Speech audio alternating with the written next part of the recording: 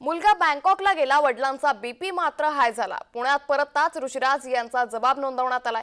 तानाजी सावंतांच्या तक्रारीनुसार ऋषिराजची चौकशी देखील सुरू असल्याची माहिती सध्या समोर येतेय। पुणे पोलिसांनी रात्री उशिरा ऋषिराज सावंत यांचा जबाब नोंदवलाय। तानाजी सावंत यांनी दिलेल्या तक्रारीनुसार ऋषिराज यांचा जबाब नोंदवण्यात आलाय।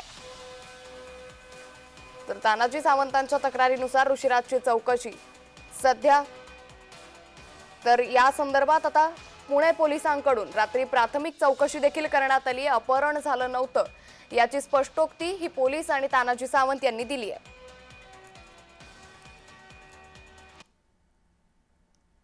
तर मुलगा सापडल्यानंतर तानाजी सावंत यांनी नेमकी काय प्रतिक्रिया दिली आहे पाहूयात।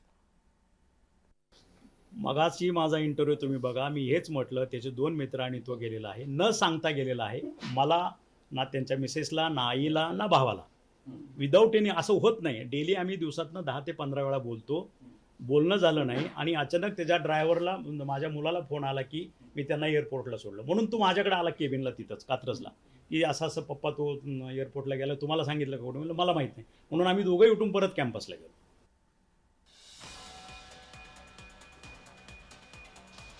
तर मुलगा बँकॉकला गेला आणि वडिलांचा बीपी हाय झाल्याचं सध्या पाहायला मिळतंय। या संदर्भात अधिक माहिती घेऊयात आमचे प्रतिनिधी रोहन कदम यांच्याकडून। रोहन, पुण्यात परतताच ऋषिराज यांचा जबाब नोंदवण्यात आलाय, काय अधिक माहिती?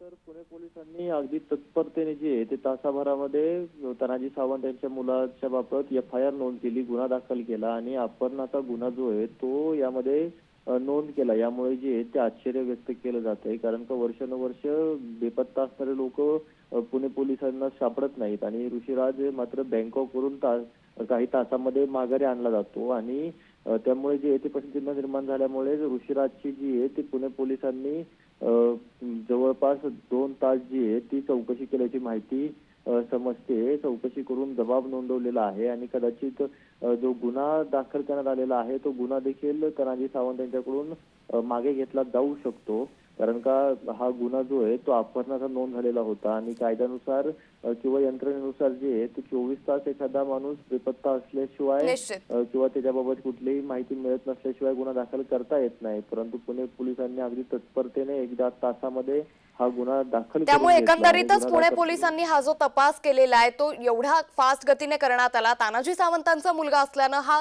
तपास एवढा जोरात जलद गतीने करण्यात आला का असा प्रश्न आता उपस्थित होतो। रोहन, धन्यवाद आपण दिलेल्या सविस्तर माहितीसाठी।